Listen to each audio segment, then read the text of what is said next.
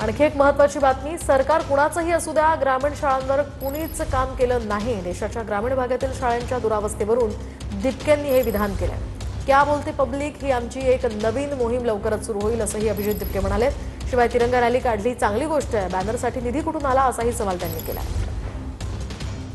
उद्या 15 ऑगस्ट आहे, सप्टेंबरपासून आपण क्या बोलती पब्लिक हे अभियान चालवणार, कुठून तयारी आहे त्याची तयारी चालू आहे। आमचं संघटन बनते बाकी राज्यात आणि सप्टेंबरच्या पहिल्या आठवड्यापर्यंत आम्ही आमचं क्या बोलती पब्लिकचं तेही सुरू करू आम्ही।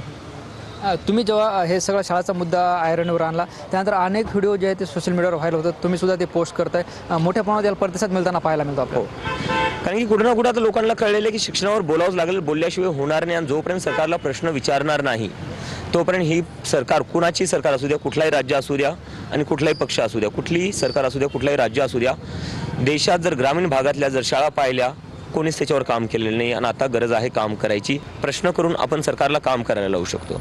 आज आपण बघतो छत्रपती संभाजीनगरमध्ये मुख्यमंत्र्यांनी एक तिरंगा यात्रा काढली होती, मोठा प्रतिसाद सुद्धा त्याला मिळाला पाहायला मिळतो। आणि चांगली गोष्ट आहे तिरंगा यात्रा काढली, पण ते जे बॅनर लावण्यात आले दर 40-50 फुटावर एवढे मोठे मोठे बॅनर लावले, त्याच्यात किती खर्च झाला असेल आणि हा खर्च कुठून आला? छत्रपती संभाजीनगरमध्ये हे याची फंडिंग कुठून आली? आणि एवढा खर्च तुम्ही बॅनरवर करताय, तेवढाच जर खर्च तुम्ही शाळांवर केला असता, जे ग्रामीण भागातले मुलं मुली आहेत त्यांच्या शिक्षणावर केलं असतं तर जास्त चांगलं नसतं झालं का?